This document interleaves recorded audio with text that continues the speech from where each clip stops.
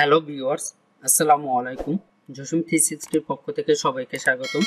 আজকের আমরা দেখব মাইক্রোটিকে স্ক্রিপ্টের মাধ্যমে কিভাবে হটস্পটের ইউজারদেরকে ব্যাকআপ নেওয়া যায়। আমরা যারা মাইক্রোটিক ইউজ করি বা যারা হটস্পট সার্ভার ইউজ করি, তাদের যদি কোনো কারণে মাইক্রোটিকে প্রবলেম করে, তাহলে তার এই মাইক্রোটিকের ইউজারদেরকে অন্য মাইক্রোটিকে শিফট করার প্রয়োজন পড়ে।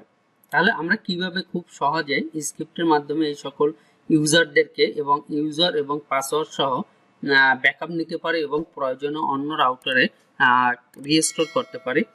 তাহলে আমরা এই ইউজারদেরকে ব্যাকআপ নেওয়ার জন্য, স্ক্রিপ্টের মাধ্যমে ব্যাকআপ নেওয়ার জন্য যে কাজটা করব, নিউ টার্মিনালে যাব। নিউ টার্মিনালে গিয়ে আমরা লিখব আইপি হটস্পট, আইপি থেকে হটস্পটে যাব, এক্সপোর্ট এক্সপোর্ট লিখব, এরপর ফাইল। তাহলে আমরা কি নামে সেভ করতে চাচ্ছি, ফাইল সমান হটস্পট, এন্টার দিলে তাহলে আমার এই ফাইলটা কিন্তু এখন আমাদের এখানে সেভ হয়ে গেছে। আমরা কোথায় যাব, ফাইলসে যাব। ফাইলে গেলে আমরা যেটা দেখতে পারবো, এই যে হটস্পট নামে hotspot.rsc এই ফাইলটা এখানে সেভ হয়েছে।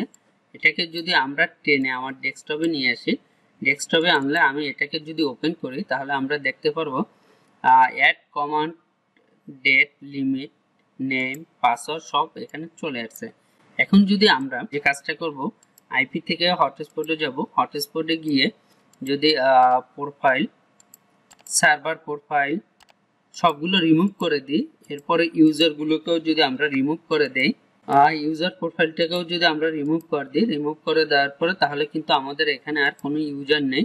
তাহলে আমরা যদি আমাদের ব্যাকআপ ফাইলটাকে আমরা যদি এখান থেকে যে ইনফরমেশনগুলো আছে সব রিমুভ করে দেই, রিমুভ করে দিয়ে আমরা যে ব্যাকআপ ফাইলটা নিছি আমার ডেস্কটপে, এটাকে ফাইলে নিয়ে আসি। ফাইলে নিয়ে এসে আমরা যে কাজটা করব, আবার যদি প্রয়োজন হয় আমরা এটাকে রিস্টোর করার নিউ টার্মিনালে যাব, ইম্পোর্ট লিখে যদি আমি হটস্পট লিখি, ট্যাব দেই, তাহলে যে কাজটা হবে, skip file loaded and execute successfully. এখন যদি আমরা আবার ইউজারে চলে যাই, তাহলে কিন্তু আমাদের এখানে সব ইউজার প্রোফাইল, সার্ভার, এরপরে সার্ভার প্রোফাইল সব চলে আসছে।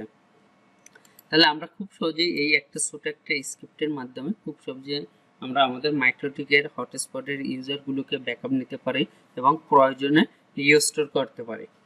সবাই ভালো থাকবেন, সুস্থ থাকবেন, আল্লাহ হাফেজ।